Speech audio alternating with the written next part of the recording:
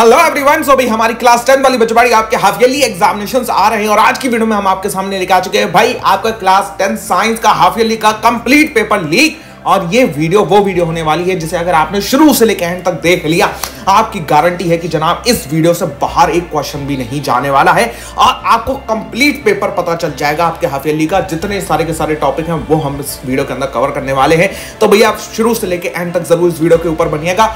और भैया ये वीडियो वो वीडियो होने वाली है जो कि आम और पेपर लीक वाली वीडियो की तरह नहीं होगी। मैं तुम्हें क्वेश्चंस वगैरह बताऊं ना, इसमें हम अलग तरीके से चीजों को ग्रैप्स कर रहे होंगे और वही से आपका हाफ ईयरली में क्वेश्चंस बनेंगे। और साथ साथ में एक इंपॉर्टेंट रिसोर्स भी इस वीडियो के अंदर इंक्लूडेड है, तो उसको भी मिस आउट मत करना। वो मैं आपको वीडियो के एंड में बताऊंगा या बीच में कहीं पे भी बता रहा हूँ। तो भैया चलिए चालू करते हैं वीडियो को विद फुल जोश। आपको जो होता है पूरा का पूरा हाफ ईयरली का पेपर आज की वीडियो में पता चलने वाला है। तो लेट्स स्टार्ट इट।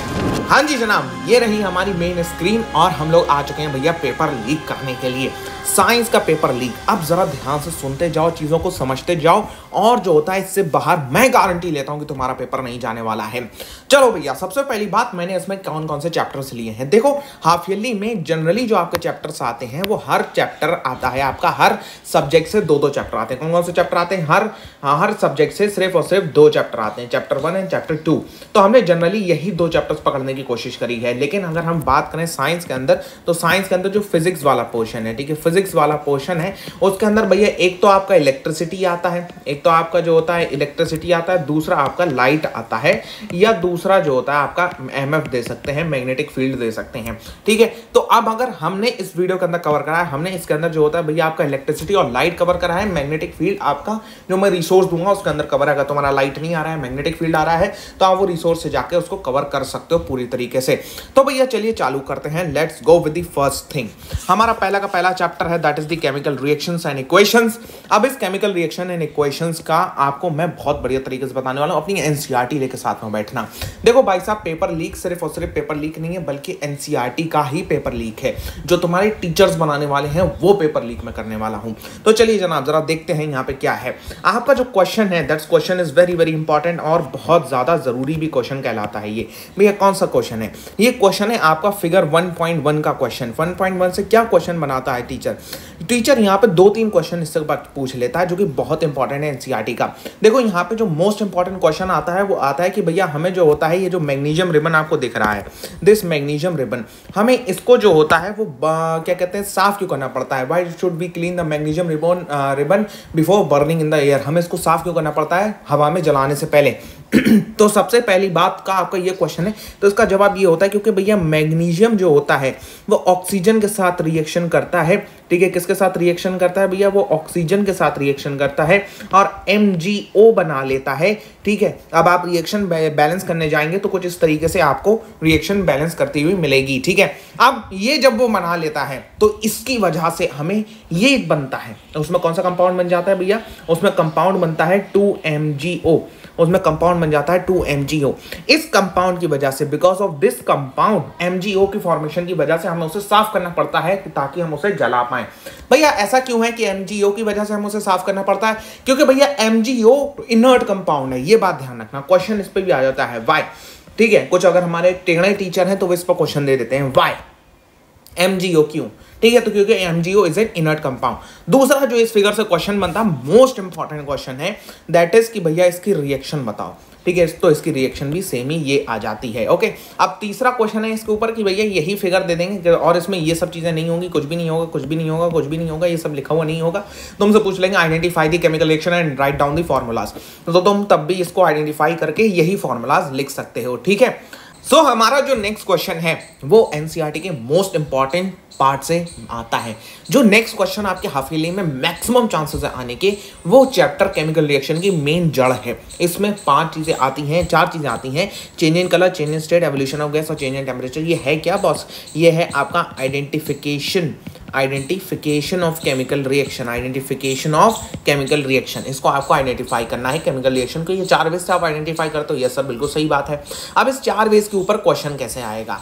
4 वेज के ऊपर देखो सीधा सीधा जो क्वेश्चन आता है इसके ऊपर वो आता है आपका, क्या कहते हैं, गिव द एग्जाम्पल। क्या क्वेश्चन आता है भैया?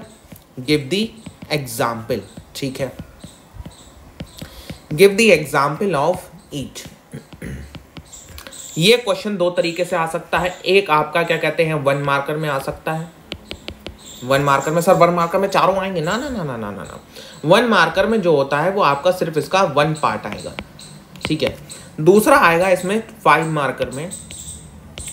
मार्कर में जिसमें इसके ये 4 पार्ट ही पूछे जाएंगे, ठीक है। पूरा आपको बताना होगा, ठीक है। How you can identify the chemical reaction in the following veg, in different ways and give them the examples, ठीक है। You can identify the chemical reaction by the different methods, give that methods and also write one of the examples, ठीक है। इस तरीके से question आ सकता है। अच्छा सर चलिए ठीक है, ये सारी तो बात हो गई, लेकिन अब हमें इसमें करना क्या है, हमें इसमें आखिरकार करना क्या है, चलो देखते हैं। हमें इसमें सबसे पहला चेंज इन स्टेट की बात करते हैं। तो चेंज इन स्टेट का आंसर सर क्या होगा, बिल्कुल सीधा सा आंसर है इसका आंसर है भैया कैंडल। कैंडल जब बर्न करती है, ठीक है, कैंडल जब बर्न करती है तो यहाँ पे ये जो वैक्स होता है, ये वैक्स आपका कुछ जलता भी है, ठीक है। और जो होता है ये वैक्स जब जलता है तो सीधी सी आपकी एनसीईआरटी एक रिएक्शन बनाती है कि जब ये वैक्स जलता है तो यहाँ पे एक गैस रिलीज होती है CO2 और कुछ वाटर में भी रिलीज होता है H2O, और कुछ वैक्स यहाँ में मेल्ट डाउन भी करता है। तो स्टेट यहाँ पे चेंज होती हुई दिख रही है क्या हमें, हाँ सर बिल्कुल स्टेट यहाँ पे चेंज होती हुई दिख रही है। कैसे सर दिख रही है स्टेट चेंज होती हुई, देखो यहाँ पे जो होता है आपका ये वैक्स क्या है, वैक्स क्या है, वैक्स आपका सॉलिड है, ठीक है। अब ये यहाँ पे ये जो होता है जल रहा है, जल के भैया ये क्या बना रहा है, जल के H2O बना रहा है जो कि एक लिक्विड है, प्लस में CO2 गैस भी रिलीज कर रहा है जो कि एक जो होता है भैया गैस है। तो सॉलिड, लिक्विड और गैस ये तीनों आपके एग्जाम्पल्स हो जाते हैं और यहाँ पे आपको इसमें फुल मार्क्स देखने को मिलेंगे। या आप अगर ये भी एग्जाम्पल दे सकते हो कि कुछ वैक्स यहाँ पे नीचे बर्न डाउन भी कर जाता है, मेल्ट डाउन करता है, कुछ वैक्स बर्न करता है। तो जो एनसीईआरटी बात कर रही है वो वैक्स जो कि बर्न कर रहा है, कौन सी, जो वैक्स बर्न कर रहा है एनसीईआरटी उसकी बात कर रही है, ना कि उस वैक्स की बात कर रही है जो कि मेल्ट डाउन हो रहा है, ठीक है। इस बात को आपको ध्यान में रखना है कि जो वैक्स बर्न कर रहा है एनसीईआरटी उसकी बात कर रही है, ना कि जो वैक्स मेल्ट डाउन कर रहा है एनसीईआरटी उसकी बात नहीं कर रही है। तो जनाब ये है आपका सेकंड मोस्ट इंपॉर्टेंट थिंग कि आपको जो होता है यहाँ पे चेंज इन कलर का भी एक एग्जांपल देना है। तो आप ये एग्जांपल देख लग सकते हैं, सही है भैया। इसकी रिएक्शन कैसे करके बनेगी, देखो इसकी रिएक्शन कुछ ऐसी सी बनेगी, Fe प्लस में CuSO4, और ये कौन सी वाली रिएक्शन है कौन बताएगा मेरे को, is equal to FeSO4 plus में Cu, ठीक है।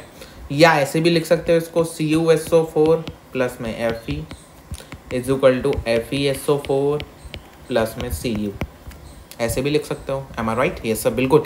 ये है कौन सी, ये है भैया डिस्प्लेसमेंट रिएक्शन। ये कौन सी रिएक्शन है, ये है भैया डिस्प्लेसमेंट रिएक्शन, डिस्प्लेसमेंट रिएक्शन, ठीक है। डिस्प्लेस हो रहा है यहाँ पे।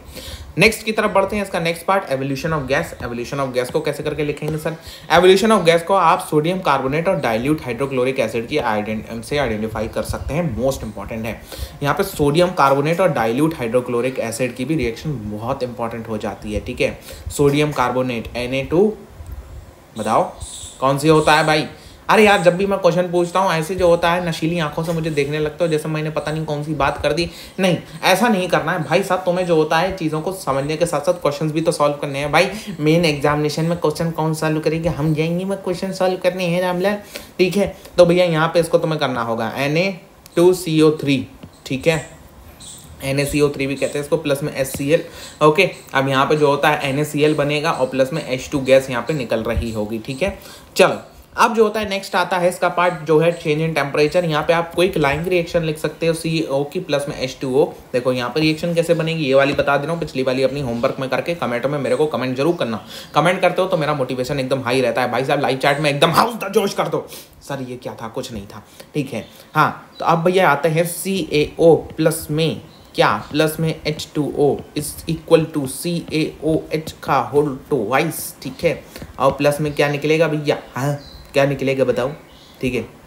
बताओ जल्दी से बताओ, बताओ क्या निकलेगा सर। यहाँ पे गैस तो नहीं निकल रही है, यहाँ पे हीट बढ़नी चाहिए, ठीक है। चेंज इन टेम्परेचर है तो जब ये बनता है। अच्छा कभी दादी को अपने चूना पान खाते हुए देखा है, पान, हाँ सर खाते हुए देखा है। पान के अंदर क्या होता है भैया, पान के अंदर जो होता है एक चीज़ आती है जिसे कहते हैं चूना, ठीक है। पान तुम्हारी दादी अगर खाती हैं तो वो चूना लाती हैं मार्केट से। कौन सा चूना होता है सर, वो कुछ पत्थर पत्थर जैसा होता है। अब जब उस पत्थर जैसे चूने को किसी पानी में डाला जाता है, ठीक है, पानी में डाला जाता है तो तुम्हारी दादी क्या खाती हैं भाई, हमारी दादी खाती हैं सर पान है। जो तो आम बन गया सर, पान नहीं बन रहा यूँ, ठीक है। क्या खाती हैं दादी, दादी खाती हैं पान, तो पान से इसको याद रख सकते हो, ठीक है। पान से ऐसे याद रख सकते हो कि दादी जब खाती हैं पान, किस किस की दादी पान खाती हैं, ठीक है, ये भी बता देना। तो भैया दादी जब पान खाती हैं तो जो होता है पान के लिए वो चूना लाती हैं मार्केट से। वो चूना वही वाला चूना होता है, क्विकलाइम कहते हैं इसको, ये CaO होता है। इसको जैसे ही पानी में डालते हैं, देखते नहीं हो कैसे वो पानी उबल रहा होता है, ठीक है। तो पानी उबलता है और वही पानी जो होता है जब उबलता है तो रिलीज ऑफ द एनर्जी होता है। यहाँ पे एनर्जी बहुत सारी रिलीज होती है। यही एनर्जी का रिलीज टेम्परेचर में बदलाव ला देता है।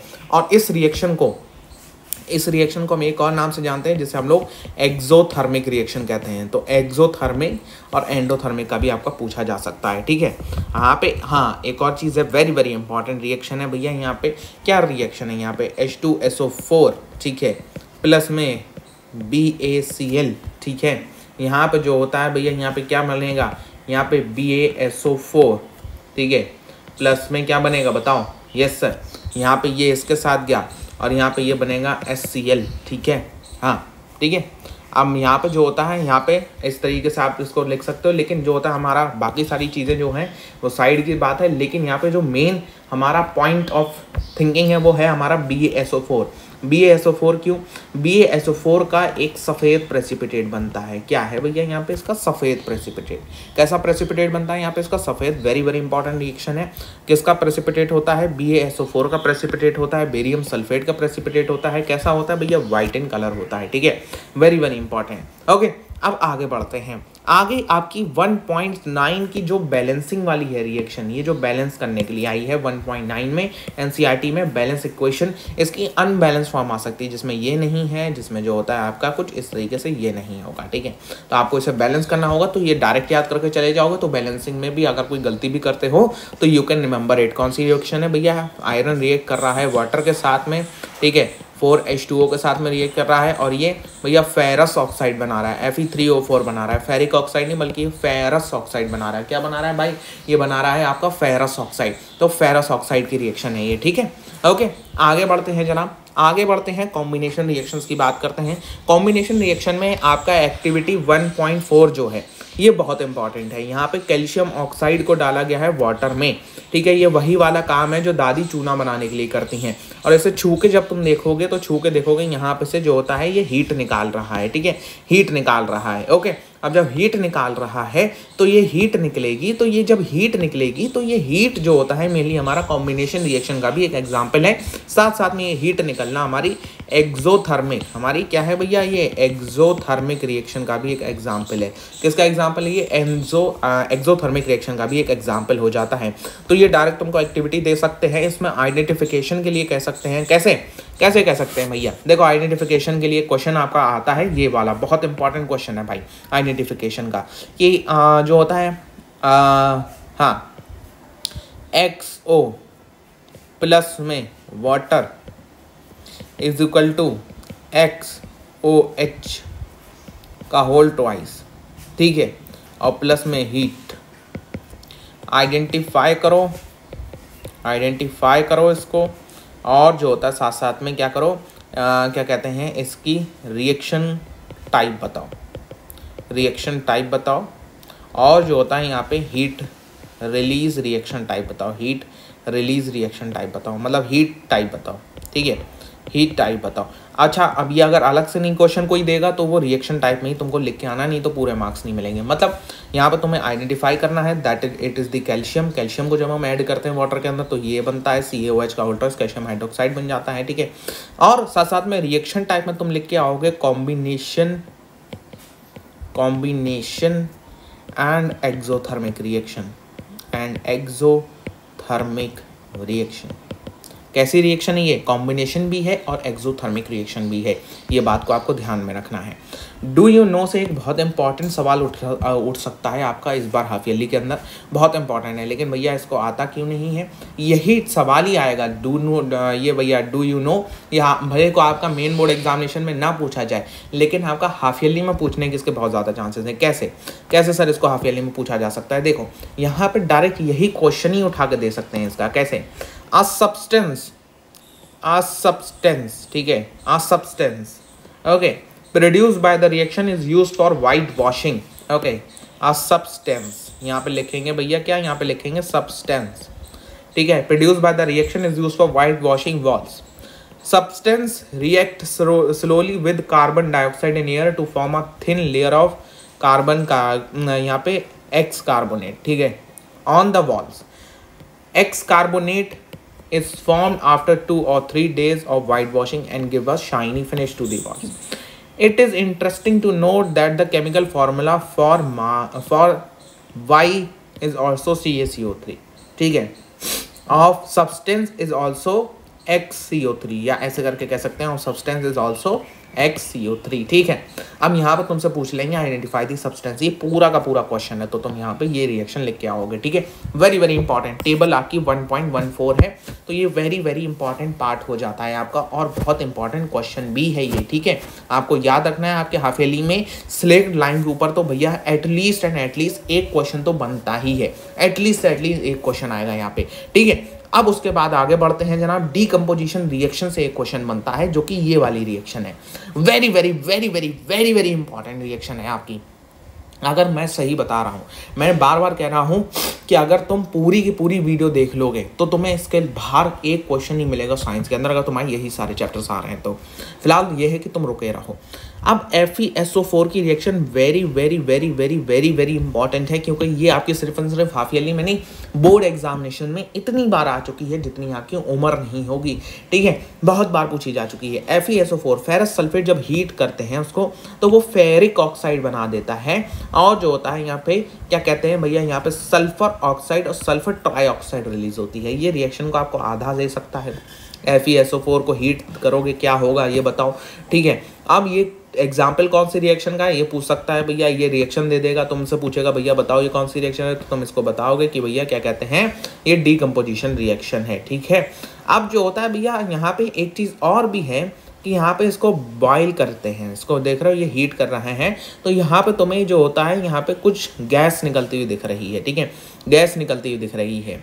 अब जो गैस निकलती हुई दिख रही है यहाँ पे वो कौन सी गैस होगी, वो सल्फर गैस होगी, सल्फर गैस होगी। तो तुम्हें ये लड़की भी दे सकते हैं, बताएंगे यहाँ पे जो होता है कोई फेरस सल्फेट के क्रिस्टल्स कोई हीट कर रही है, यहाँ पे इसके लिए रिएक्शन लिखो, ठीक है, या ये लड़की क्या कर रही है, इसके लिए पूरी की पूरी रिएक्शन एक नोट करवा सकते हैं, तो ये मोस्ट इंपॉर्टेंट क्वेश्चन बन जाता है। एक और रिएक्शन है 1.21 करके आपकी टेबल में है, या अब नई एनसीईआरटी की पता नहीं कुछ चेंज वगैरह हो गया हो, लेकिन ये है आपके उसमें PbNO3, very very very very important, बहुत बार ये भी आ चुकी है सेम पिछली वाली रिएक्शन की तरह। PbNO3 को हीट करोगे तो क्या होगा, डीकम्पोजिशन रिएक्शन का है, PbO बनेगा, NO2 बनेगा, O2 बनेगा, ये बहुत इंपॉर्टेंट है, याद करके रख लेना इसको, ओके। हाँ, अब ये तो भैया एक परफेक्ट क्वेश्चन है और ये आना ही आना है आपके हाफ ईयरली में। क्या है भैया, यहाँ पे ये जो होता है ये डायग्राम ऐसे दे सकते हैं, या तुमसे ये पूछ लेंगे कि भैया, हाँ यहाँ पे एक पूछेंगे तुमसे कि भैया एक सब्सटेंस है, सब्सटेंस X, उसे जब सनलाइट में रखते हैं तो वो एक वाई सब्सटेंस बनाता है, साथ साथ में एक जो होता है वो रेड ब्राउन कलर की गैस निकालता है। कौन सी गैस निकालता है वो, एक गैस निकालता है, किस कलर की गैस निकालता है वो, रेड ब्राउन कलर की, ठीक है, रेड ब्राउन कलर की। बताओ कौन सी रिएक्शन है। अब तुम फंस जाओगे, सर ये क्या हुआ, कैसा सब्सटेंस, कैसी रेड ब्राउन वाली रिएक्शन, तो भैया वो यहाँ से ही उठा लेते हैं, जो कि सब्सटेंस आपका कहलाएगा AgBr, ठीक है, AgBr। इसको सनलाइट में रखेंगे तो भैया Ag बनाएगा, ये अलग अलग हो जाएगा, प्लस में Br2 या जिसे ब्रोमीन गैस कहा जाता है, ब्रोमीन गैस। ये ब्रोमीन गैस ही जो होता है वो रेड ब्राउन कलर देती है, ये ब्रोमीन ही भैया कौन सा कलर देती है, रेड ब्राउन कलर, ठीक है। Red brown colour is given by which gas, bromine. ये भी बात तुम्हें याद में रखनी है, ठीक है, मोस्ट इंपॉर्टेंट है। और सेकंड रिएक्शन तो आपको पता ही है, ये सिल्वर क्लोराइड की AgCl की है, ये रिएक्शन आप जानते हो इसको अच्छी तरीके से। नेक्स्ट जो सबसे ज़्यादा इंपॉर्टेंट रिएक्शन है वो भैया ये वाली, हम ये पहले भी आपको बता चुके हैं, Fe+ में CuSO4 वाला सोल्यूशन वाला, तो इसमें आप तो बताने का कोई वो तुक बनता नहीं है कि हम आपको ये रिएक्शन बता रहे हो, ठीक है, ओके। अब आ जाओ भैया चैप्टर के लास्ट में, जो सबसे ज़्यादा इंपॉर्टेंट रिएक्शन है वह है आपकी this oxidation reaction, oxidation and reduction reaction, ठीक है। यहाँ पे ये रिएक्शन सबसे ज़्यादा दो इंपॉर्टेंट हो जाती हैं, CO+ में H2 = Cu+ में H2O, ZnO+ में C = Zn+ में CO, MnO2+ में 4HCl = MnCl+ में H2O+ में Cl2, मोस्ट इंपॉर्टेंट हो जाती है। अच्छा बच्चों को इसमें ये दिक्कत होती है भैया, यहाँ पे रिड्यूसिंग एजेंट कौन है और ऑक्सीडाइजिंग एजेंट कौन है, तो इसका मैं बहुत ही सिंपल सी ट्रिक बताता हूँ कि भैया जो ऑक्सीडेशन हो रहा है जिसका, सिंपल सी बात है वो रिड्यूसिंग एजेंट है, जिसका रिडक्शन हो रहा है वो सिंपल सी बात ऑक्सीडाइजिंग एजेंट है। खत्म कहानी, सीधा सीधा याद रखो। जिसका ऑक्सीडेशन हो रहा है वो रिड्यूसिंग एजेंट है, जिसका रिडक्शन हो रहा है वो ऑक्सीडाइजिंग एजेंट है। Most and most important question ये आपका ऑक्सीडेशन से इसके बाहर नहीं आने वाला है। तो चलिए भैया और एक और क्वेश्चन देखते हैं। हमारा ये एनसीईआरटी के बैक एक्सरसाइज का 11वां क्वेश्चन है। बैक एक्सरसाइज का 11वां क्वेश्शन है, why are decomposition reactions called the opposite of combination reaction, write equation for this reaction. अब तुम इसमें बहुत सारी लिख सकते हो, जैसे कि भैया Mg, जैसे कि भैया क्या लिख सकते हो, Mg प्लस में O2 is equal to MgO, ठीक है, H2 प्लस में O2 is equal to H2O, ठीक है। इस तरीके से तुम बहुत सारी रिएक्शन बना सकते हो। Ca प्लस में O2 is equal to CaO, quicklime की फॉर्मेशन, ठीक है, क्विक लाइन की फॉर्मेशन। और क्या बताएं, और क्या बताएं, बताइए। हाँ जी, Na प्लस में Cl2 is equal to NaCl, ये है हमारी कॉम्बिनेशन रिएक्शन। अच्छा भैया इसको अपोजिट क्यों कहा जाता है?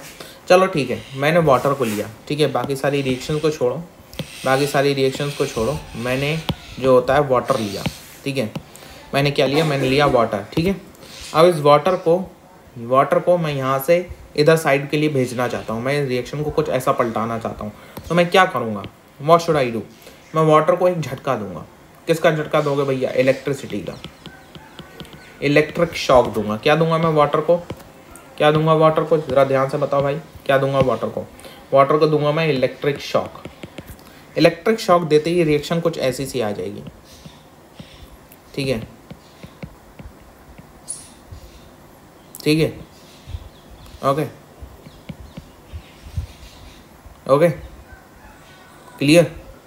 और ये यहाँ पे कुछ ऐसा सा बनेगा, ठीक है, ओके। या तो अब यहाँ पे हमें बैलेंस करनी है, तो भैया यहाँ पे हमें 2 लगाना होगा, और फिर यहाँ पे जो होता है हमारी क्या कहते हैं ओवरऑल यहाँ पे 4H प्लस में O2, ठीक है। तो इस तरीके से हमारी रिएक्शन भी बैलेंस हो जाने वाली है। अब ये रिएक्शन यहाँ से पलट गई, तो इसलिए ही हम इसको जो होता है डीकम्पोजिशन रिएक्शन को अपोजिट ऑफ कॉम्बिनेशन रिएक्शन कहते हैं। क्या कहेंगे इसको हम लोग? Opposite of combination reaction. गेट्स दैट्स के लिए बहुत इंपॉर्टेंट क्वेश्चन ये है आपका। चैप्टर 2 की तरफ बढ़ते हैं, एसिड बेसिस एंड सॉल्ट्स के मोस्ट इंपॉर्टेंट क्वेश्चन जो आपके हाफ ईयरली में आने वाले हैं। देखो भैया बहुत ही आसान सा काम है हमारा जो होता है यहाँ पे। सबसे पहला क्वेश्चन है ये टेस्ट ट्यूब वाला, जिसमें जो होता है एक में डिस्टिल वाटर होगा, एक में एसिडिक सॉल्यूशन होगा, एक में बेसिक सॉल्यूशन होगा।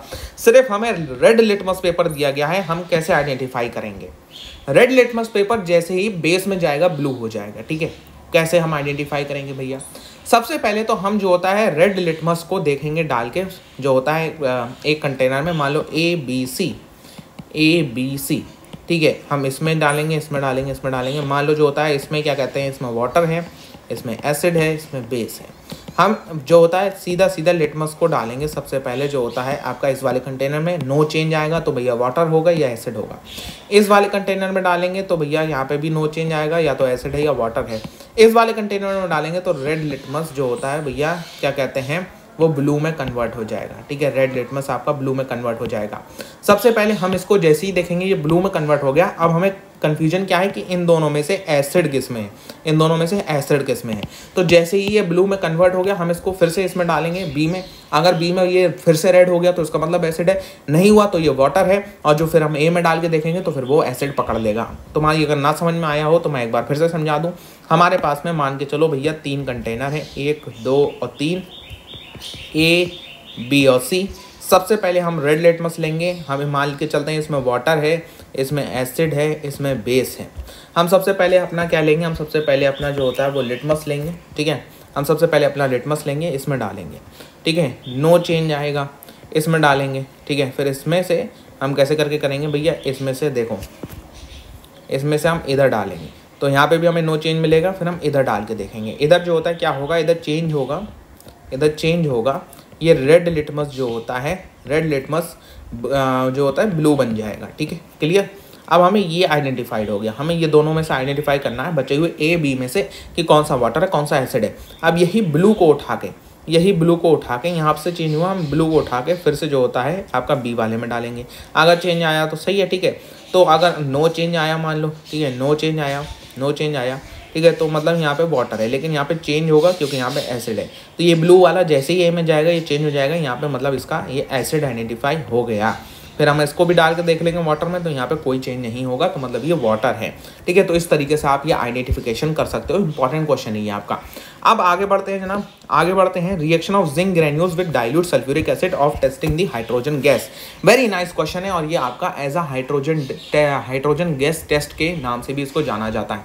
हाइड्रोजन गैस टेस्ट के नाम से इसको कैसे जाना जाता है, क्योंकि यहाँ पे हम ये पता कर रहे होते हैं कि हाइड्रोजन गैस कहाँ से निकल रही है।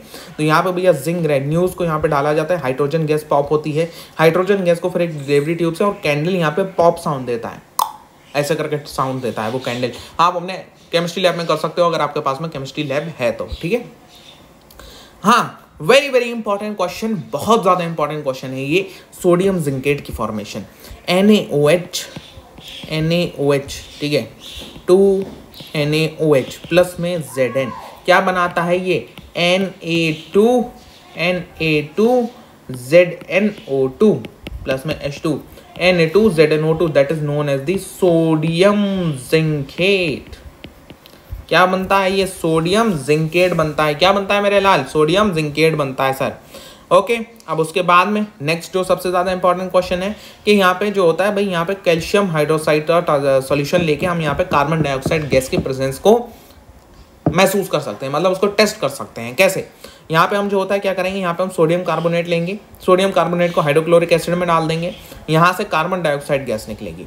अब यहाँ पे हम लेंगे कैल्शियम हाइड्रोक्साइड सॉल्यूशन, ठीक है, कैल्शियम हाइड्रोक्साइड सॉल्यूशन। अब जो होता है यहाँ पे जैसे ही ये CO2 के उसमें आएगा, ये मिल्की में कन्वर्ट हो जाएगा। क्यों? क्योंकि यहाँ पे CaCO3 की फॉर्मेशन हो जाती है, कुछ इस तरीके से यहाँ पे गड़बड़ होती है, तो इस वजह से यहाँ पे ये मिल्की बन जाता है। ओके, यहाँ पे कैल्शियम कार्बोनेट बन जाता है, तो ये मिल्की कलर देने लगता है, फिर थोड़ी देर बाद मिल्कीनेस डिसअपियर हो जाती है। इसलिए मोस्ट इंपॉर्टेंट क्वेश्चन हो जाता है, what do you observe and pass the gas dissolve in gauges through the lime water और as shown record your observation। ठीक है, तो थर्ड वाले का ये है कि भैया यहाँ पे लाइम वाटर जो बना है, ये जो वाटर है फिर इसमें से पास कराओ, और जो होता है तुम्हारा ये लाइम वाटर मिल्की में कन्वर्ट हो जाएगा। ठीक है, अब यहाँ पे सबसे ज़्यादा इंपॉर्टेंट ये देख रहे हो, ये वाली रिएक्शन है, ये 2-3 रिएक्शन है, ये देख रहे हो CaCO3 का प्रेसिपिटेट एंड वाटर, ये उसी की फुल एंड फुल रिएक्शन है, आप जाके इसको देख सकते हो। यहाँ पे हमारा test tube A, test tube B में क्या चल रहा है, टेस्ट ट्यूब A में क्या है, टेस्ट ट्यूब B में क्या है। ठीक है, इस तरीके से आपका ये चीज़ बताई गई है। ओके, चलो नेक्स्ट है आपका क्वेश्चन से इन टेक्स्ट दी क्वेश्चंस, उसमें से बहुत इंपॉर्टेंट क्वेश्चंस उठते हैं आपके। ये वाला जो होता है भैया यहाँ पे सबसे ज़्यादा इंपॉर्टेंट है, अगर ये आया आपके एग्जाम में आएगा, और ये वाला आ सकता है। ठीक है, ये वाला आप जानोगे इसको कैसे करके होगा। Metal chloride A dilute hydrochloric acid का रिएक्ट कर रहा है, एफोरवेशन। यहाँ पे जो गैस इवॉल्व होती है वो बर्निंग कैंडल को एक्सटिंग्विश कर देती है। अच्छा, फायर को एक्सटिंग्विश करती है, फायर को एक्सटिंग्विश करती है, ध्यान रखना किसे एक्सटिंग्विश कर रही है, फायर को एक्सटिंग्विश कर रही है। तो सीधी बात वो गैस CO2 है। ये क्वेश्चन ने पड़ गया। ठीक है, ओके। सो कर्ड को और सोर सब्सटेंसेस को, कर्ड को और खट्टे खानों को क्या कहते हैं, हमें ब्रास में और कॉपर में क्यों रखना चाहिए? कर्ड को या खट्टे खानों को हमें ब्रास के कंटेनर में और जो होता है कॉपर के कंटेनर में क्यों नहीं रखना चाहिए? Sorry, I am really sorry about it. ठीक है, क्यों नहीं रखना चाहिए? क्योंकि भैया ये यहाँ पे रिएक्शन कर देगा, यहाँ पे ब्रास और कॉपर के साथ में ये रिएक्शन करेगा, और जो होता है यहाँ पे ये चीज़ खराब होने का डर रहता है, क्योंकि रिएक्टिविटी सीरीज भी तो कुछ नाम की है, ये आपके थोड़े से रिएक्टिव सब्सटेंसेस में आते हैं, और ये रिएक्शन कर जाएंगे इसके साथ में, ये रिएक्शन कर जाएंगे, एसिड बेस का आपका आयनिक चेंज आ जाएगा इसके अंदर। तो इसलिए भैया इसमें आइडेंटिफाई मतलब इसमें जो होता है वो क्या कहते हैं, ऐसा प्रिस्क्राइब नहीं करा जाता कि आप इसमें रख लीजिए। ठीक है, ओके। नेक्स्ट आपकी जो होता है वो आपका formation of acid and base से क्वेश्चन है। एसिड एंड बेस का फॉर्मेशन पूछ सकता है वो, जैसे कि HCl, इसे तोड़ोगे तो H+Cl-। ठीक है, KOH, अच्छा ये ऊपर है, तो कैसे होगा, ये बेस है, तो बेस में से इधर से जाएगा K positive, OH negative, hydroxide ion होगा तो ये नेगेटिव जाएगा। यहाँ पे हाइड्रोनियम आयन बन रहा है जो कि पॉजिटिव होगा, यहाँ पे हाइड्रोक्साइड आयन बन रहा है, ये इसलिए बेस कहलाएगा, ये इसलिए एसिड कहलाएगा। ठीक है, क्यों? क्योंकि यहाँ पे हाइड्रोनियम आयन की फॉर्मेशन हो रही है। बेस क्यों कहलाएगा? क्योंकि यहाँ पे हाइड्रोक्साइड आयन की फॉर्मेशन हो रही है। ठीक है, क्लियर एवरीबॉडी? ओके सर, आगे बढ़ते हैं। यहाँ पे से सबसे ज्यादा इंपॉर्टेंट क्वेश्चन ये वाला है, ये भी इंटेक्स क्वेश्चंस हैं आपके। एसिडिक सॉल्यूशन क्यों इलेक्ट्रिसिटी को कंडक्ट करता है, बहुत बहुत इंपॉर्टेंट है भैया। ड्राई HCl क्यों यहाँ पे जो होता है ड्राई लिटमस पेपर का कलर चेंज नहीं कर पाएगा। डाइल्यूट करते टाइम क्यों इस्तेमाल किया जाता है, ये सारे के सारे इंपॉर्टेंट है, लेकिन टॉप के 2 मोस्ट इंपॉर्टेंट है। क्यों नहीं करता है भैया, जो होता है वो मतलब क्यों जो होता है एक सॉल्यूशन एसिड का इलेक्ट्रिसिटी कंडक्ट करता है, इसलिए क्योंकि वहाँ पे आयंस की फॉर्मेशन हो जाती है। जैसे ही मान लो HCl को मैंने पानी में डाला, उसका एक सॉल्यूशन बनाया तो H पॉजिटिव और Cl नेगेटिव बन जाता है, यही आयंस आपके इलेक्ट्रिसिटी कंडक्ट कर रहे होते हैं। ड्राई HCl यहाँ पे ड्राई लिटमस पेपर का कलर क्यों नहीं चेंज करता है, dry HCl dry litmus paper का कलर कभी भी चेंज नहीं कर सकता, क्योंकि भैया यहाँ पे कोई भी आयन फॉर्मेशन नहीं हो रही है। क्या नहीं हो रही है, यहाँ पे आयंस की फॉर्मेशन नहीं हो रही है, आयन फॉर्मेशन नॉट अवेलेबल, ठीक है, आयन फॉर्मेशन नॉट हैपनिंग या नॉट अवेलेबल, ठीक है, यहाँ पे आयन फॉर्मेशन नहीं होगी इसलिए ऐसा होगा, ठीक है। इतनी बात आपको क्लियर है? यस सर, बिल्कुल क्लियर है। आगे बढ़ते हैं। Concentration of hydroxide ion affect when excess of the base is dissolve in a solution of sodium hydroxide, ठीक है। आपका क्या होगा कॉन्सेंट्रेशन ऑफ हाइड्रोक्साइड आयन पे, इंपॉर्टेंट क्वेश्चन हो सकता है। देखो भैया कॉन्सेंट्रेशन यहाँ पे आपका कॉन्सेंट्रेशन का कुछ इस तरीके से ग्राफ चलता है। देखो अगर मैं तुम्हें दिखाने की कोशिश करूँ, हाँ ये ग्राफ आपका चलेगा, ठीक है, ये ग्राफ आपका चलेगा। यहाँ पे ये एक बहुत ही लॉग जो होता है लॉग फेज आती है, ठीक है, लॉग फेज आती है, एकदम ग्रो करता है, लेकिन फिर यहाँ से जो होता है एक लैग फेज चालू हो जाती है। यहाँ से आपका सिर्फ और सिर्फ क्या कहते हैं, एक स्टैग्नेंट ग्रोथ होती है, स्टैग्नेंट ग्रोथ होती है। क्या होती है यहाँ पे, स्टैग्नेंट ग्रोथ होती है। तो भैया स्टैग्नेंट ग्रोथ का मतलब है यहाँ पे आप कोई भी ज़्यादा जो होता है वो आपका डिसॉल्व नहीं हो सकता है, या इसको आप सैचुरेटेड ग्रोथ कह सकते हो। क्लास 9 में पढ़ा है सैचुरेटेड ग्रोथ कह सकते हो। अब इससे आगे भैया ये चीज़ ग्रो नहीं कर सकती। आगे बढ़ते हैं भाई नेक्स्ट क्वेश्चन की तरफ। नेक्स्ट क्वेश्चन मोस्ट इंपॉर्टेंट है और ये बहुत ज्यादा जरूरी भी होता है। अगर तुम एक चैप्टर पढ़ रहे हो एसिड बेसिस एंड सॉल्ट, उसके अंदर तुमसे ये डायरेक्ट पूछ सकते हैं क्या, अच्छा बताओ एक मार्क्स के अंदर ऑरेंज के अंदर कौन सा एसिड है भैया, ऑरेंज के अंदर भैया सिट्रिक एसिड है, ठीक है। और एक मार्क के अंदर बताओ मेरे लाल टर्मिनेट के अंदर कौन सा एसिड है, टार्टरिक एसिड है। टोमेटो के अंदर कौन सा एसिड है, ऑक्जेलिक एसिड है। विनेगर के अंदर कौन सा एसिडिक एसिड है, ठीक है। नेचुरल सोर्स इसका क्या है ये भी तुम्हें बता सकते हैं, ठीक है। और एसिड जो होता है यहाँ पे देख रहे हो, ये देखो, ओके, ये नेचुरल सोर्स पूछ सकते हैं एसिड देके, या जो होता है नेचुरल सोर्स देके एसिड पूछ सकते हैं। दैट्स द क्वेश्चन, ठीक है। यहाँ पे नेक्स्ट बढ़ते हैं ब्लीचिंग पाउडर, मोस्ट इंपॉर्टेंट भाई, मोस्ट इंपॉर्टेंट, ठीक है। ब्लीचिंग पाउडर CaOCl2, ठीक है। इसको जो होता है क्यों इंपॉर्टेंट है, क्योंकि यहाँ पे इसका ब्राइन से लेना देना है, ब्राइन सॉल्यूशन से लेना देना है, ठीक है। Produce during the electrolysis of the sodium chloride brine, ठीक है। तो यहाँ पे इसकी अगर तुम पूरी रिएक्शन देखोगे तो वहाँ पे ब्राइन का फॉर्मेशन आता है, ठीक है। अब आगे बढ़ते हैं। यहाँ पे बेकिंग सोडा, ब्लीचिंग पाउडर इतना ज़्यादा यूजेस नहीं है, लेकिन बेकिंग सोडा का यहाँ पे आपका एक चीज़ इंपॉर्टेंट हो सकती है कि बेकिंग सोडा की फॉर्मेशन, ठीक है। बेकिंग सोडा की फॉर्मेशन सोडियम हाइड्रोजन कार्बोनेट की फॉर्मेशन कैसे होती है, क्योंकि ये थोड़ा सा बच्चों को ट्रिक करते हैं। तो हाफ ईयरली के अंदर जगह टीचर चाहेगा कि तुम्हें ट्रिक कर लिया जाए, तुम्हें फंसाया जाए, तो तुम्हें इससे ये क्वेश्चन पूछेगा कि भैया यहाँ पे बताओ मेरे को NaHCO3 कैसे बनेगा। तो तुम NaCl प्लस में H2O प्लस में CO2 प्लस में NH3 अगर तुम लगा दोगे तो सीधा NaCO3 बन जाएगा। अब उससे तुम सोडियम कार्बोनेट भी बना सकते हो इसको हीट करके, और यही सोडियम कार्बोनेट आपका आगे इस्तेमाल होता है वॉशिंग सोडा की फॉर्मेशन में। सोडियम कार्बोनेट के अंदर वाटर ऑफ क्रिस्टलाइजेशन ऐड कर दोगे तो भैया ये आपका जो होता है वो सोडियम कार्बोनेट डेकाहाइड्रेट, ये आपका वॉशिंग सोडा बन जाएगा, ठीक है मेरे लाल। Yes sir. अब जरा इसमें एक और चीज़ बताओ, वाटर ऑफ क्रिस्टलाइजेशन के ऊपर क्वेश्चन आ सकता है। वाटर ऑफ द क्रिस्टलाइजेशन किसी भी एक पर्टिकुलर क्रिस्टल का वो वाटर होता है जो कि उसे क्रिस्टल बनाने में मदद करता है। मतलब फॉर एग्जांपल के तौर पे कौन सा वाटर होता है सर, ये वो वाटर है जैसे कि मान लो तुम्हारा क्या कहते हैं चीनी है, मान लो चीनी है, तो चीनी को चीनी बनाने में जो वाटर इस्तेमाल होता है, चीनी को चीनी बनाए रखने में जो वाटर इस्तेमाल होता है, that is known as the water of crystallisation. वो होता है भैया कौन सा, वाटर ऑफ क्रिस्टलाइजेशन। अब यहाँ पे जो होता है वो क्या सही में इसके अंदर जो वाटर है वो बिल्कुल ही सोक्ड ऑफ हो जाता है, क्या ये सही में ड्राई है, इसके ऊपर अगर क्वेश्चन पूछा गया, क्योंकि ये कॉम्पिटेंसी क्वेश्चन है और इस बार CBSE is all about competency मेरे लाल। तो इस क्वेश्चन को जरा ध्यान से देखना। तो अगर तुम इसे जो होता है कॉपर सल्फेट के क्रिस्टल्स को जो होता है हीट आउट करोगे तो यहाँ पे एक्टिविटी 2.15 यही बता रहा है कि यहाँ पे वाटर ऑफ क्रिस्टलाइजेशन इससे अलग होकर यहाँ पे आपका बॉइलिंग ट्यूब पे आके लग जाएगा। ठीक है, तो देख रहे हो, ये देखो कैसे करके होता है, समझ गए? यस सर, एब्सोल्युटली समझ चुके हैं। अब यहाँ पे प्लास्टर ऑफ पेरिस इंपॉर्टेंट है, क्यों? क्योंकि इससे भैया प्लास्टर होता है, वही जब हड्डी अलग हो जाती है तो प्लास्टर जो करते हैं that is known as the plaster of Paris. आइए चैप्टर बढ़ते हैं लाइफ प्रोसेस की तरफ। लाइफ प्रोसेस की तरफ का पहला इंपॉर्टेंट क्वेश्चन यही बन जाता है इंटेक्स से, जो कि है भैया आपका क्या कहते हैं, जब डिफ्यूजन क्यों इनसफिशिएंट है आपकी ऑक्सीजन रिक्वायरमेंट्स को पूरा करने के लिए। बहुत इंपॉर्टेंट क्वेश्चन है। क्यों इनसफिशिएंट है? क्योंकि भैया हमारा मल्टी सेलुलर है, तो अगर डिफ्यूजन बहुत स्लो प्रोसेस है तो यहाँ से चालू होगा, यहाँ पहुँचने में उसको 1 करोड़ साल लग जाएंगे। कहाँ पहुँचने में? अरे यहाँ पहुँचने में तुम कहाँ जाते हो मेरे लाल? ठीक है, हाँ ये सबसे ज़्यादा इंपॉर्टेंट है। और एक ये इंपॉर्टेंट है, क्या क्राइटेरिया हम लोग यूज़ करते हैं? हम लोग बेसिक जो होता है वो होम्योस्टैटिस का इस्तेमाल करते हैं, या हम लोग इसको कह सकते हैं भैया मेटाबॉलिज्म, और कुछ एनसीईआरटी में होता है भैया रिप्रोडक्शन। ठीक है, रिप्रोडक्शन। भैया ग्रोथ क्यों नहीं हो सकता? अबे मेरे लाल, पहाड़ भी तो ग्रो करते हैं। पहाड़ भैया एवरेस्ट हर साल ग्रो कर रहा है, हर साल जो होता है उसकी हाइट बढ़ती चली जा रही है, तो क्या वो जिंदा है?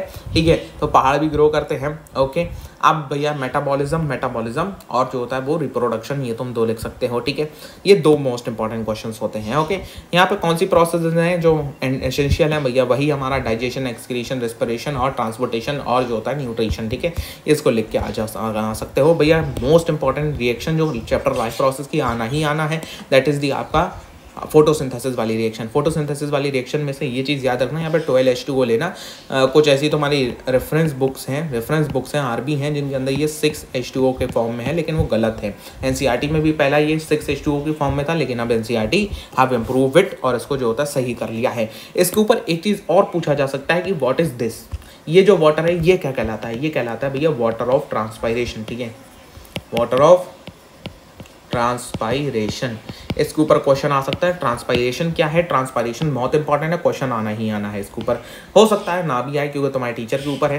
ट्रांसपायरेशन क्या है कि जो प्लांट है वो अपनी पत्तियों के जरिए क्या करता है? वो अपनी पत्तियों के जरिए, ठीक है, वो अपनी पत्तियों के जरिए जो होता है वो आपका वाटर को बाहर भेजता है। वो आपका वाटर को अपनी पत्तियों के जरिए बाहर भेजता है। तो पत्तियों के जरिए से जब वाटर बाहर निकलता है तो नीचे से जो प्लांट की रूट है उसकी कहाँ? उसकी रूट है भैया कहाँ? सॉइल के नीचे।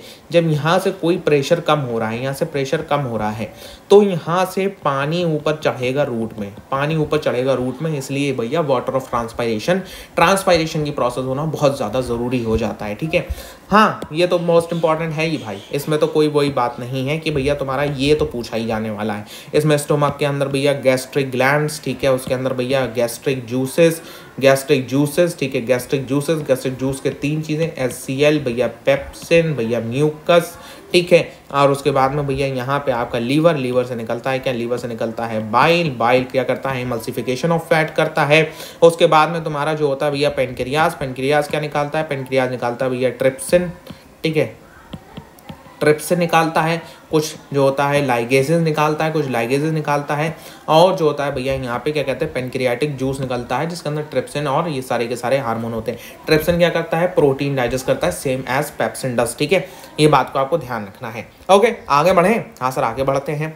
हाँ, ये चीज़ इंपॉर्टेंट है, ग्लूकोज का ब्रेकडाउन, ये बात याद रखना। एब्सेंस ऑफ ऑक्सीजन में, लैक ऑफ ऑक्सीजन में, प्रेजेंस ऑफ ऑक्सीजन में, मोस्ट इंपॉर्टेंट है। इसके मेस्ट इंपॉर्टेंट क्या है? इसके इंपॉर्टेंट भैया ये है प्रोडक्ट इसके बहुत ज़्यादा इंपॉर्टेंट है। ये क्वेश्चन पूछा जा सकता है कि एटीपी जो होता है, ये क्वेश्चन नहीं है जनरली, एक मतलब जो होता है क्वेश्चन अप्लाइड फॉर्मेट है। ठीक है, तो मैं इसके अंदर अप्लाई हो सकता है कि यहाँ पे जब एनर्जी मॉलिक्यूल होता है तो how our body uses the energy molecule. Question अगर ये आता है तो you have to done this. आपको यहाँ पर ये चीज़ डालना है कि भैया हमारी बॉडी हमारे एनर्जी मॉलिक्यूल्स को कैसे इस्तेमाल करती है। तो भैया एटीपी से एडीपी, फिर इससे एएमपी। जब तुम एनर्जी खाओगे तो ये दोबारा से ऐसा होता है। कैसे होता है भैया? 1 2 3, ये हट के चला गया तो ये एडीपी हो गई 2 एडीपी, ये भी हट के चला गया तो ये सिंगल रह गई एएमपी।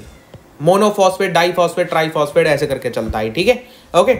या ब्लड के अंदर रेड ब्लड सेल की लाइफ या ब्लड का कंपोनेंट पूरा या वाइट ब्लड सेल क्या काम करते हैं, ये पूछा जा सकता है। ओके, हाँ, इसमें एक इंपॉर्टेंट क्वेश्चन दिया गया है। What advantage over an aquatic organism does a terrestrial organism have in regard to obtaining oxygen for respiration. Important question है। कैसे इंपॉर्टेंट कैसे है ये? इंपॉर्टेंट ऐसे है क्योंकि भैया टेरेस्ट्रियल ऑर्गेनिज्म डायरेक्ट ऑक्सीजन लेते हैं, और बल्कि जो हमारे क्या कहते हैं एक्वेटिक ऑर्गेनिजम्स हैं वो डिजॉल्व ऑक्सीजन लेते हैं, डिजॉल्व O2 लेते हैं। तो इसलिए हमारे टेरेस्ट्रियल ऑर्गेनिज्म लेस ब्रीथ करते हैं, ठीक है, लेस ब्रीदिंग है हमारी मान लो जो होता है 5 सेकंड में एक ब्रीथ है, ठीक है, लेकिन उनकी 1 सेकंड में 5 ब्रीथ है, ठीक है, क्योंकि वो डिजॉल्व ऑक्सीजन ले रहे हैं। डिजॉल्व ऑक्सीजन क्यों ज़्यादा लेनी पड़ती है? क्योंकि वो डिजॉल्व फॉर्मेट में है, तो इसलिए भैया वहाँ पे क्या होगा, वहाँ पे जो होता है डिजॉल्व ऑक्सीजन होगी, तो डिजॉल्व ऑक्सीजन वो कम मात्रा में अंदर जाएगी, जो आपका गिल्स होते हैं वो कम मात्रा में उसको एब्जॉर्ब करेंगे, इसलिए उनको बार बार लेना पड़ता है। ओके या अब जो होता है भाई क्या कहते हैं, ये वाला क्वेश्चन देख सकते हो, ठीक है। ओके, बाकी ये तो आना ही आना है भाई। हार्ट के अंदर ये क्या कहते हैं भैया, डबल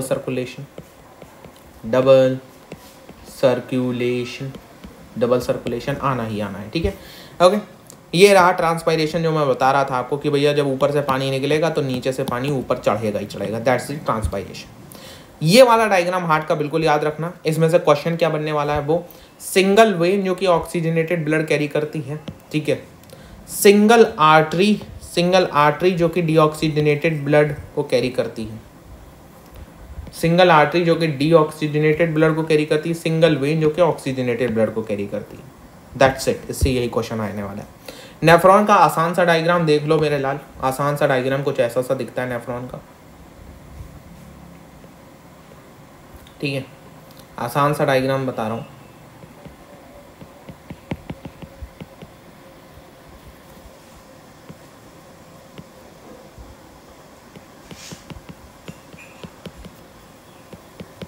ओके, ये है आपका आसान सा डायग्राम।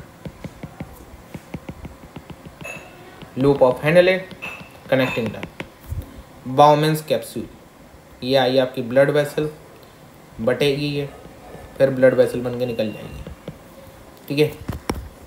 ये आई आपकी ब्लड, यहाँ से ये बटेगा, इसके अंदर आएगा। ये आपका नेफ्रॉन का आसान सा डायग्राम है। It will take you to full marks, ठीक है। ओके, हाँ, ऑर्गन डोनेशन ये आपका केस स्टडी के तौर पर पूछा जा सकता है, एज इट इज, ठीक है, ऐसा ही डाल दिया जाएगा। केस स्टडी से क्वेश्चन बन सकते हैं। इसमें जो होता है भैया क्या कहते हैं, वो बहुत सारी चीज़ें हैं, तो इसमें क्वेश्चन आपका स्कूल दे सकता है, तो इसको एक बार पढ़ लेना, ठीक है, ध्यान से।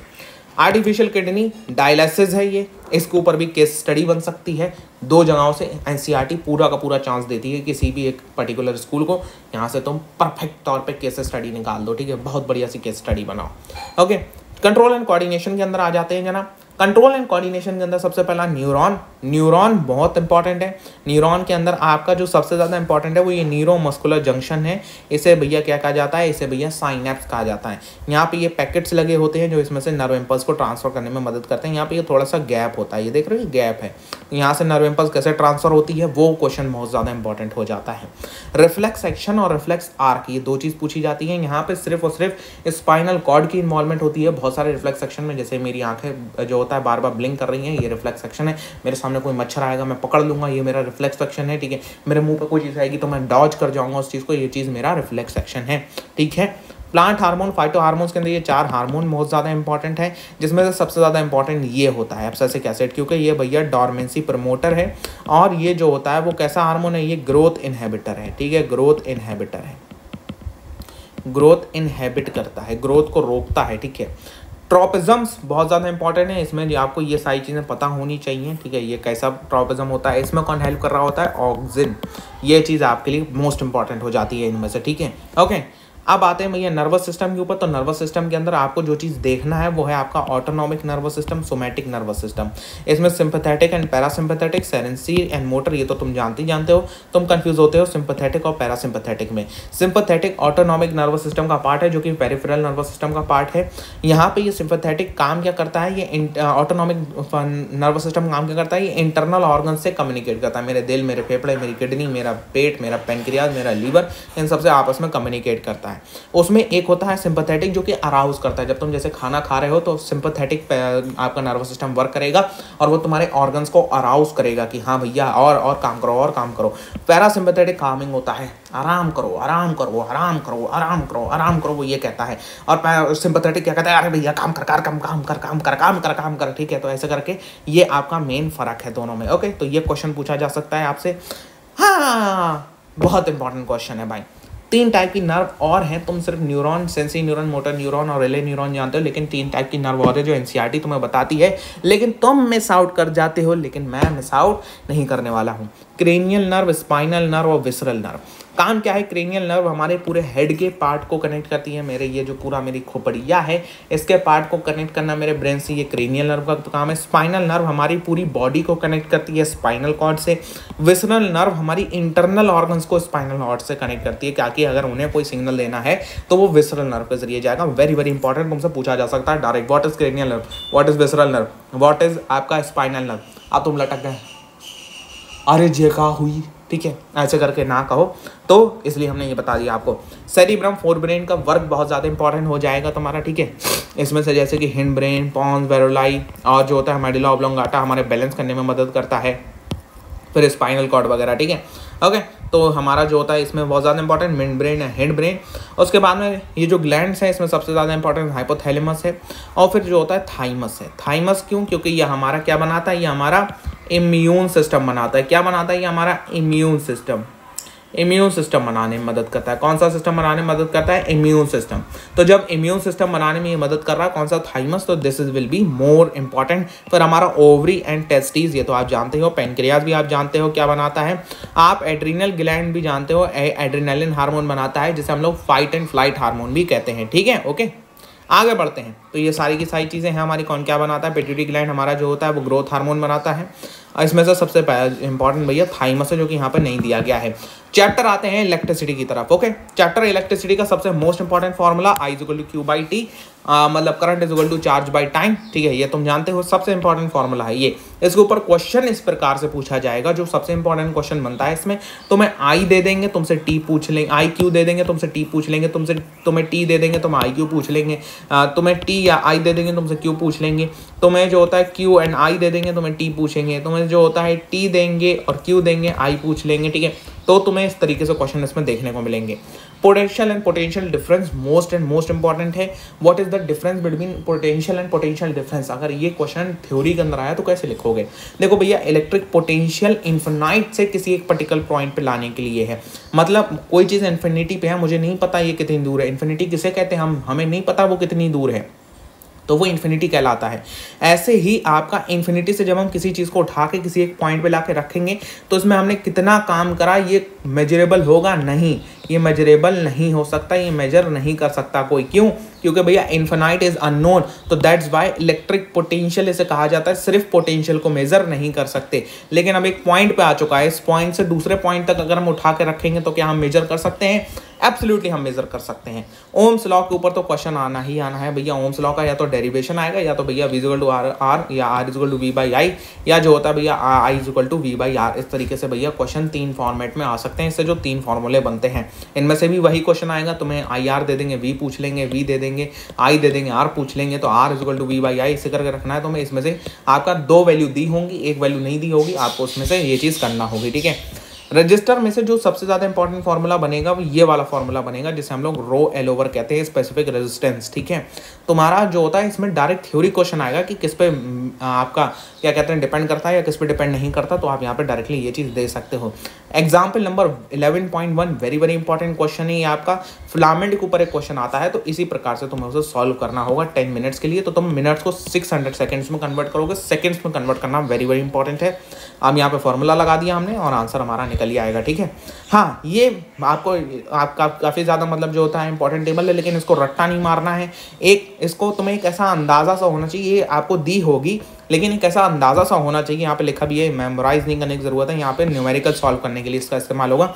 अगर तुम्हारा टीचर ये नहीं देता है तब क्या करोगे? उनसे कहोगे कि भैया आपको ये वैल्यू देना पड़ेगी। अगर तुम्हें एक अंदाज़ा होने जाए कि कितना ज़्यादा है, तो तुम इसको 1-2 को मतलब जो होता है मेमोराइज करने के लिए मैं कह सकता हूँ सिल्वर की और आयरन की, और आपका जो होता है सिल्वर की, कॉपर की, आयरन की और क्या कहते हैं फिर आपका नाइक्रोम की कर लेना, ठीक है, नाइक्रोम की, सिल्वर, कॉपर, आयरन और नाइक्रोम, ठीक है। बस इनकी जो होता है भैया आप मेमोराइज कर लेना, silver, copper, iron and nichrome, इसकी मेमोराइज करके रखना, ठीक है। एग्जाम्पल नंबर 11.10 बहुत बहुत इंपॉर्टेंट हो जाता है, बहुत बहुत इंपॉर्टेंट है ये। इलेक्ट्रिक पावर का ये जो डेरिवेशन है, ये जो 3 फॉर्मूले बन रहे हैं, इस 3 फॉर्मूले के ऊपर क्वेश्चंस और ये वाला हिस्सा, ये जो 1 kWh वाला हिस्सा है, very very very important, 1 kWh वाला हिस्सा, 3.6 इंटू 10⁶ जूल, ये 1 kWh वाला हिस्सा बहुत बहुत इंपॉर्टेंट है, ठीक है, वेरी वेरी इंपॉर्टेंट है। तो ये 3.6 इंटू 10⁶ जूल वाला हिस्सा है, ओके। अब यहाँ पे 1 kWh क्या कहलाता है, ये तुमसे डायरेक्टली पूछा जा सकता है कि भैया 1 kWh क्या है, 3.6 इंटू 10⁶ जूल को कहते हैं, ठीक है। P = VI, I = V/R, इसका जो होता है डेरिवेशन कुछ इस प्रकार से आप कर सकते हो। H = I² RT का भी डेरिवेशन वेरी वेरी इंपॉर्टेंट है, इसका डेरिवेशन ये आपका पूरा का पूरा दिया गया है, ठीक है। तो डेरिवेशन पे ध्यान रखना।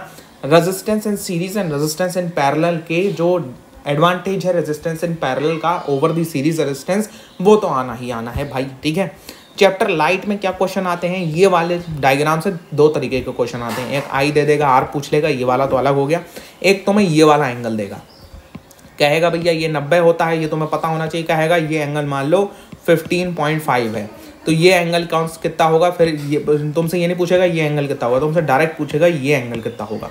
तो अब तुम चक्कर में पड़ जाओगे, सिर्फ ये दिया है ये कैसे निकालें, अरे मेरे लाल ये 90 है, 90 में से इतना कम कर दे, वो ये एंगल आ जाएगा, इस एंगल को यहाँ पे पुट डाउन कर दे, क्योंकि एंगल I = एंगल R होता है, खत्म कहानी, दैट्स ऑल, ठीक है। Mirror formula very very important, mirror की जितनी भी इंपॉर्टेंट चीज़ें हैं ये तुम्हें पता होना चाहिए। फोकल लेंथ किसे कहा जाता है, पोल किसे कहा जाता है, रेडियस किसे कहा जाता है, प्रिंसिपल एक्सिस किसे कहा जाता है, सेंटर ऑफ कर्वेचर किसे कहा जाता है, ये चीज़ इंपॉर्टेंट होती है और ये तुम्हें पता भी होना चाहिए। कॉनकेव मिरर के अंदर एक बात याद रखना, जैसे कि भैया यहाँ पे कोई इमेज बन रही है, यहाँ पे कोई ऑब्जेक्ट है, ऑब्जेक्ट अगर इन्फिनिटी पे है तो इमेज फोकस पे होगी, ऑब्जेक्ट जैसे जैसे पास आता जाएगा इमेज फोकस से यहाँ से हिलती जाएगी, यहाँ से इधर आएगी, यहाँ से इधर आएगी, फिर यहाँ से इधर आएगी, फिर यहाँ से सीधी इन्फिनिटी पे भाग जाएगी। देखो इन्फिनिटी पे फोकस पे, बियॉन्ड सी आया, between F and C, focus से इधर भाग गई, ऐसे इमेज 3 जो होता है जगह भागेगी, फोकस से बिटवीन F and C आएगी, फिर इससे उठ के भैया सेंटर ऑफ कर्वेचर पे बैठेगी, बियॉन्ड सेंटर ऑफ कर्वेचर बैठेगी, फिर सीधी भाग जाएगी भैया कहाँ, इन्फिनिटी के ऊपर भाग जाएगी। देख लो सीधी सी बात है। अब यहाँ पे कॉन्वेक्स मिरर का बड़ा ही आसान सा है, ये 2 ही पॉइंट्स हैं, ये तुम्हें याद रखना। तो साइन कन्वेंशन के ऊपर एक क्वेश्चन आता ही आता है कि भैया यहाँ पे एक पर्टिकुलर पॉइंट पे ऑब्जेक्ट बन रहा है और साइन कन्वेंशन के हिसाब से उसको कहाँ पे रखना है, ठीक है। मैग्निफिकेशन की बात करते हैं तो मैग्निफिकेशन का formula is very very important, और ये फॉर्मूला तुम्हारा इंपॉर्टेंट इस बेस में है कि तुम्हें याद होना चाहिए कि इमेज ऊपर होती है, ऑब्जेक्ट नीचे होती है, तो इसको H' करके मत याद रखा करो। फॉर्मूले को you can remember as H/I and upon में H/O, HI/HO, I मतलब इमेज, O मतलब ऑब्जेक्ट, ठीक है। HI/HO, मैंने आज तक इसको ऐसे ही याद रखा है, HI/HO, ये इसमें कन्फ्यूजन हो जाएगा, या H1/H2 में भी कन्फ्यूजन हो जाएगा, ठीक है। HI/HO, इस तरीके से याद रख सकते हो, ठीक है। HI/HO ऐसे करके याद रख सकते हो।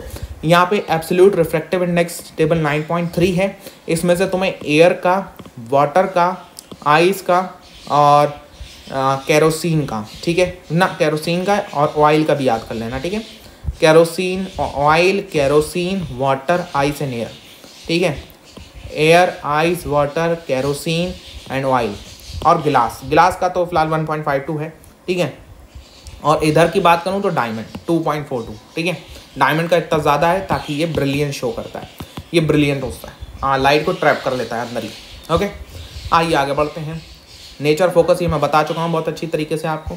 ये आपका लेंस का है, लेंस का भी सेम ही काम करता है, लेंस का सेम ही काम करता है। यहाँ पे जो होता है बस एक काम होता है कि भैया ऑब्जेक्ट अगर यहाँ पे है, ऑब्जेक्ट अगर यहाँ पे इन्फिनिटी पे रखा हुआ है तो इमेज यहाँ बन रही थी, इमेज यहाँ बन रही थी, ऑब्जेक्ट आएगा तो इमेज इधर की तरफ भागेगी, इधर की तरफ दूर जाएगी, ठीक है, इधर की तरफ दूर जाएगी, लेकिन जाएगी दूर ही, ठीक है। फोकस 1 पे होगी, फोकस 2 पे होगी, फिर उससे फोकस से और दोनों फोकस, क्योंकि लेंस के अंदर तुम जानते हो, लेंस के अंदर तुम जानते हो कि भैया एक होता है F1 और एक होता है भैया F2, ठीक है।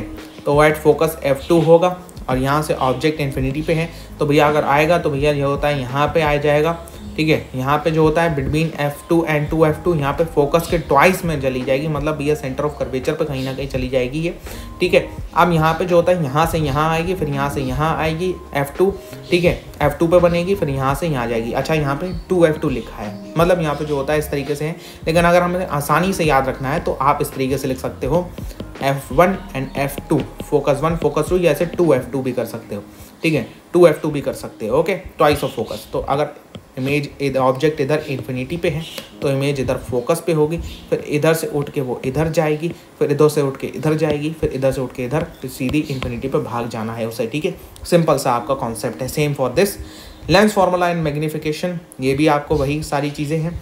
तो ये अगर ओवरऑल जितने कॉन्सेप्ट आप ये कर लेते हो तो आपको कहीं से भी कोई भी पेपर आपका इससे बाहर तो नहीं जाने वाला है। अच्छा सर और क्या हम कर सकते हैं? देखो, और अगर मैं तुम्हें कहूँ तो मैं तुम्हें यहाँ से एक पेपर लीक भी दे सकता हूँ। ये आपका साइंस का पेपर लीक है। अगर तुम्हें सिर्फ और सिर्फ क्वेश्चंस चाहिए तो सिर्फ और सिर्फ क्वेश्चंस इसके अंदर है, लेकिन इसमें बहुत सारे क्वेश्चंस हैं। आपका मैग्नेटिक फील्ड वगैरह के भी जितने इंपॉर्टेंट क्वेश्चंस हैं सब इसके अंदर मैंने डाल दिए हैं। इसकी लिंक मैं डिस्क्रिप्शन में डाल दूंगा, तो तुम वहाँ से जाके इसको डाउनलोड कर सकते हो। जितने क्वेश्चंस मैंने बताए हैं, जितने टॉपिक्स बताए हैं, अगर उसी को ही तुम कर लो बार बार तो भी तुम्हारा काम निपट जाएगा। लेकिन अगर तुम्हें क्वेश्चंस भी करने हैं साथ साथ में जो मोस्ट इंपॉर्टेंट है, तो भैया ये कर लो। ये अगर तुम कर लेते हो, ये टॉपिक्स ही खाली कर लेते हो, तो 80 to 90% पेपर तो वैसे ही फंसने वाला है, इन्हीं टॉपिक से आएगा पेपर। और अगर तुम ये क्वेश्चन भी कर लेते हो तो 100% पेपर इसी में से आने वाला है, इसके बाहर नहीं जाने वाला है।